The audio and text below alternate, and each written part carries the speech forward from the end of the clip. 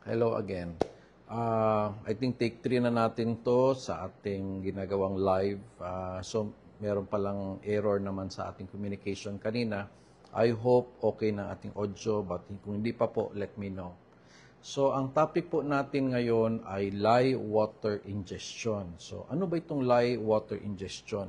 So, ito po ay example ng lye water na nakikita po natin yan sa Google. So, ito, dalawang brands ang pinakita ko. So, bakit natin itatopic itong lye water? Kasi just a few days ago, na-interview po tayo ng 1PH dahil may isang bata na 2 years old na nakainom nito.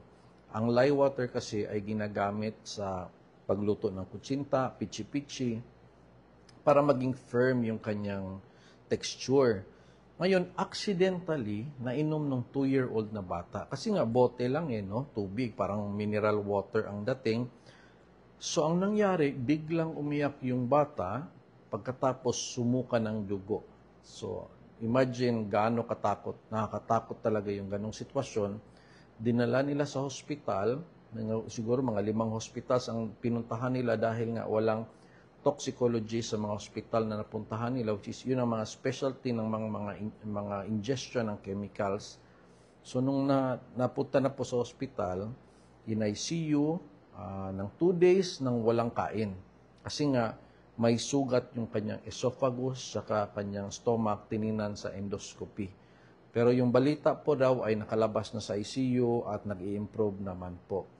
Pero talagang nakakatakot talaga, no? So kailangan itong malaman, maintindihan natin upang hindi mangyari sa atin. So ano ba itong lye water, no? It's a sodium hydroxide chemical, a caustic soda. So colorless siya, walang kulay, odorless, and it's a slippery substance. Ginagamit sa pagluto ng kutsinta, pichi-pichi, pwede din sa paggawa ng mga noodles. Ginagamit rin sa soap making, cleaning agents, and industrial processes. So, ang tanong ko ngayon, ito bang lye water ay acid? No? Kasi siyempre, pag uminom ka ng something, ang nasa isip natin ay acid. Pero actually, ang lye water ay hindi po acidic. Siya po ay kabaliktaran ng acidic, which is the alkaline. So, hindi po kasi ibig sabihin na kabaliktaran ng acid, safe ka agad. Pwede kasi delikado rin yung alkaline or tinatawag na alkali. So, ito po ay acid versus alkali. Ang acid po ay, ang pH niyan below 7, yun yung mga sour. So, medyo nakakos siya ng burning pain pag iyong nainom yan. Yung mga alkali naman is above 7 yung pH niya, medyo slippery, causes deeper tissue damage.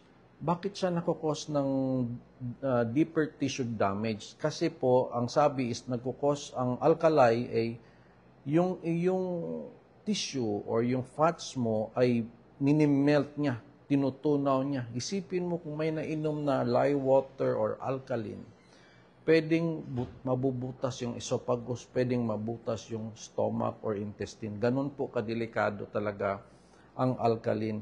In comparison nga sa acid, mas matapang po ang alkali or alkaline.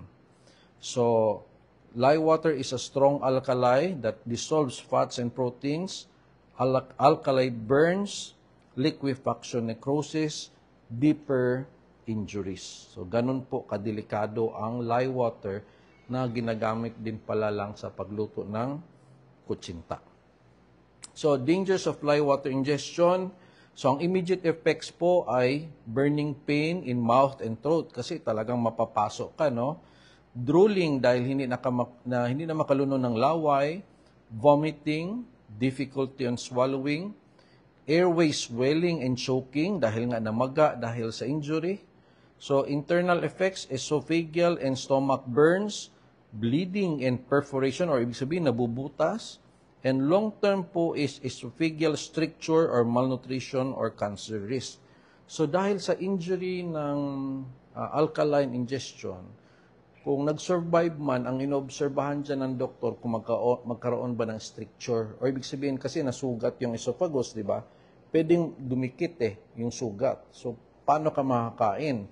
Pwedeng mag-cause ng malnutrition and dahil sa injury, pwedeng maging start po ng cancer. So, delikado talaga ang alkaline ingestion. Meron siyang immediate danger, meron din siyang prolonged danger na dapat obserbahan. So, what not to do? No? Anong hindi dapat gawin? Pag nakainom ng alkaline or ng lye water, do not induce vomiting kasi lalong lalabas yung alkaline, pwede pang mapaso ang esophagus at ang bibig at ang throat na pwedeng hindi na tuloy siya makahinga. Do not give vinegar, baka may magbigay ng suka or any acid kasi magkakaroon pa ng heat production dahil sa chemical reaction, and do not delay medical attention. Ibig sabihin talagang emergency ito, katulad ng ginawa ng parents, dinala kaagad sa hospital ang nakainom ng lye water. First aid, if conscious, give small sips of water or milk kung gising lang, no?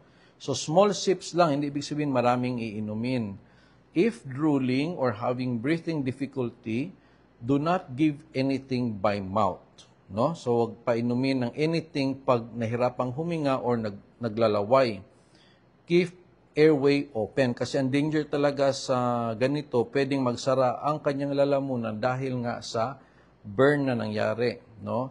And go to the nearest emergency room immediately. So, sa hospital management, ganito po, no? So, airway protection, so ibig sabihin, ang danger talaga dyan, baka hindi makahinga na ang pasyente. Kung kinakailangan mag-intubate or lalagyan ng tubo ang kanyang lalamunan. Endoscopy after 12 to 24 hours, kasi wag mo ng presko na may papasok ka agad na camera sa bibig. Medyo i-delay lang muna, pero para malaman natin kung gaano kalaki yung damage. Siyempre, IV fluids para hindi mo nakakain. And then, pain control dahil masakit po talaga. I-avoid po yung nasogastric tube, yung tube na pinapasok sa bibig kasi unless merong guided ng endoscopy. Kasi kung walang guide po, pwedeng lumabas kung may butas yung esophagus. So, long-term follow-up po for strictures and nutrition. Yung sinabi kong kanina na pwedeng magkaroon ng stricture or hindi na tuloy makapasok yung pagkain or malnutrition. So, another long-term problem yon. So, sa prevention po tayo, use only food-grade lye water. So, yung food grade kasi, yung pinakita ko, food grade po yon, pero still dangerous, no? Pag dinirect mo ng inom. Meron din kasi yung pang processing or chemical plants, mas matapang yon, or yung parang pang bleaching, mas matapang yon. Pero yung food grade, ano siya, medyo diluted siya. Pero nevertheless, hindi pa rin siyang pwedeng inumin directly. Label and store chemicals properly. So, sabihin, ilinaw ninyo yung mga lalagyan ng mga ganitong chemical like lye water na malinaw siya na dangerous siya. May malinaw na label. Keep out of reach of children dahil ang mga bata hindi nila alam, akala nila mineral water. Never transfer lye into drink containers para hindi malito ang mga kasamahan sa bahay. And educate household members. So, dapat alam ng lahat kung ano yung lye water na yon. Hindi lang ikaw ang may alam nun. So, dapat lahat aware.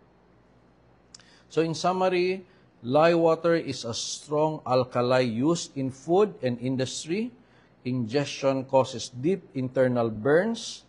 Do not induce vomiting or neutralize with acids. Huwag kang magpainom ng suka.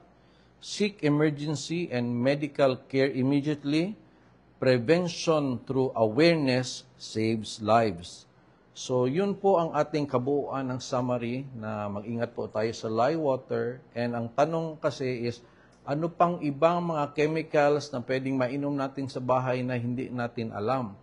Pero itong lye water kasi is, hindi siya obvious, hindi natin masyado kilala siya, tapos itsurang tubig lang, kaya ginawa kong video. Pero other na delikadong chemical sa bahay ay ito, yung mga cleaning agents, yung mga bleaching, no? Mga drain cleaners, yung pang wala ng bara, no?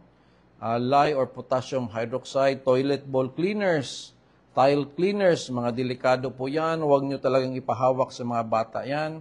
Yung mga acids and alkalis, muriatic acid, battery acid, ammonia, lye, And solvents and fuels, kerosene, gasoline, paint thinner, acetone, rubbing alcohol. Huwag pong ipainom, delikado. Kahit rubbing alcohol, delikado din.